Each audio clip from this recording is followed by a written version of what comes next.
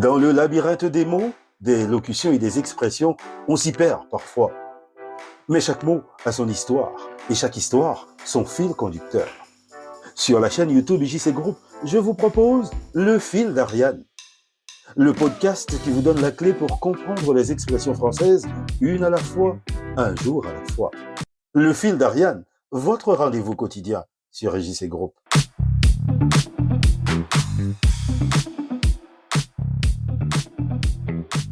Bonjour les amis, je m'appelle Israël Jackie Cantave. Bienvenue dans ce nouveau numéro dédié aux mots, aux locutions et aux expressions. Comme chaque jour, je vous propose d'effectuer ce voyage intergénérationnel consacré à la magie des mots et des expressions. Une machine à remonter le temps pour comprendre l'histoire et la mythologie et placer dans leur contexte les plus belles phrases exprimées par les esprits anciens, mais qui permettent de raconter des histoires contemporaines. Bienvenue dans le Fil d'Ariane. Le Fil d'Ariane, du lundi au vendredi sur la chaîne YouTube de IJC Group. Aujourd'hui, nous allons jouer, mais un jeu qui vaut la chandelle. Nous sommes au XVIe siècle. Nos recherches ne nous donnent pas une date exacte, mais approximative. Et en cette période, les gens, les hommes surtout, jouent beaucoup aux jeux de société. Normal, il n'y a pas encore le foot à la télé, donc il faut bien s'occuper, il faut bien se distraire. Et c'est connu, nous les hommes, on n'aime pas rester à la maison. Donc, on joue beaucoup, mais souvent la nuit, car pendant le jour, on travaille. Il n'y a pas encore la télé, mais pire, il n'y a même pas encore l'électricité. Donc pour jouer le soir, il faut s'éclairer, d'où la chandelle. Je vous laisse imaginer le prix d'une chandelle à cette époque. Et oui, les amis, à cette époque, la chandelle était considérée comme un bien de luxe et son coût était relativement élevé pour plusieurs raisons. D'abord, les matériaux. Les chandelles de bonne qualité étaient faites de cire d'abeille. La production de cire d'abeille était un processus long et coûteux. Les chandelles de moindre qualité étaient fabriquées à partir de suif, de graisse animale, qui dégageait une odeur désagréable et beaucoup de fumée, en plus de brûler très rapidement. Ensuite, la production artisanale.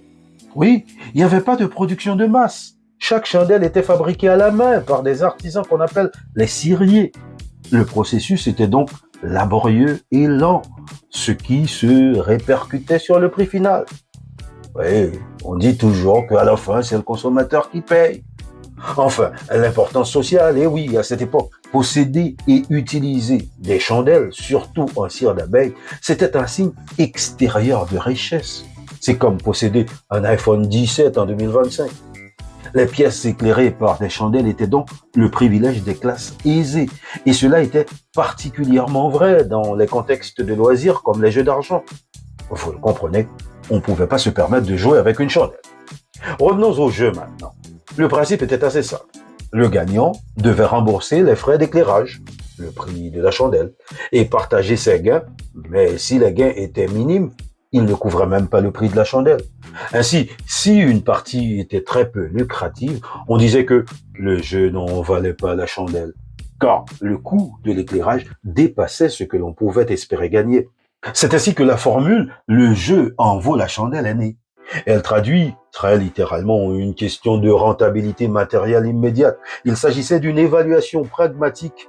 Le plaisir ou les gains issus du jeu devaient compenser le coût de la chandelle. Le Fil d'Ariane, votre rendez-vous quotidien.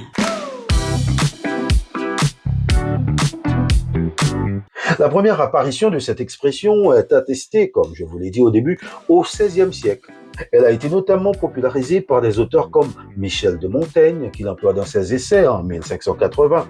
Chez Montaigne, la locution conserve déjà son sens actuel, celui de justifier des efforts par la récompense qui en découle.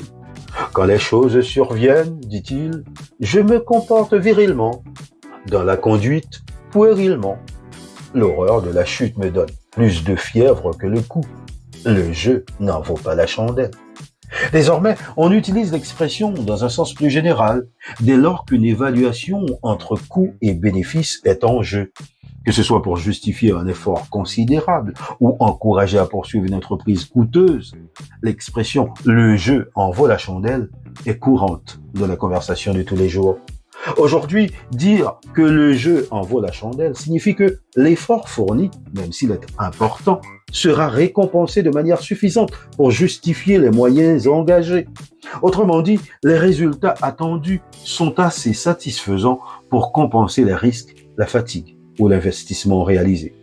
Dans son usage courant, cette expression traduit un rapport bénéfice-coût positif. Si l'enjeu est jugé suffisant, il légitime les efforts consentis. On l'emploie aussi bien pour des décisions du quotidien, passer des heures à rénover un meuble ancien, par exemple, que pour des choix de vie majeurs comme entreprendre des études longues ou lancer un projet ambitieux. C'est une expression d'encouragement. Faisons cela, puisque le jeu en vaut la chandelle. Des synonymes de le jeu en vaut la chandelle existent et transmettent une idée similaire. Cela vaut le coup, cela en vaut la peine. Ce n'est pas peine perdue. À noter qu'on emploie également et surtout cette expression dans sa forme négative. Le jeu n'en vaut pas la chandelle, dans le sens que ça ne vaut pas le coup, que l'effort ne mérite pas le gain supposé. J'espère bien qu'à partir d'aujourd'hui, vous allez certainement utiliser cette expression à bon escient dans vos conversations. Auquel cas, je dirais volontiers que me lever ce matin pour venir vous apporter ce fil d'Ariane aura son bienfait. Le jeu en valait la chandelle. Le fil d'Ariane, une expression un jour à la fois. Voilà les amis, le fil d'Ariane, c'est fini pour aujourd'hui. Je vous retrouve demain pour une autre expression, le talon d'Achille.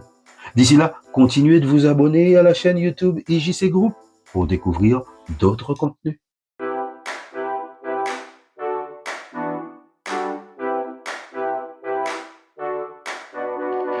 Dans le labyrinthe des mots, des locutions et des expressions, on s'y perd parfois.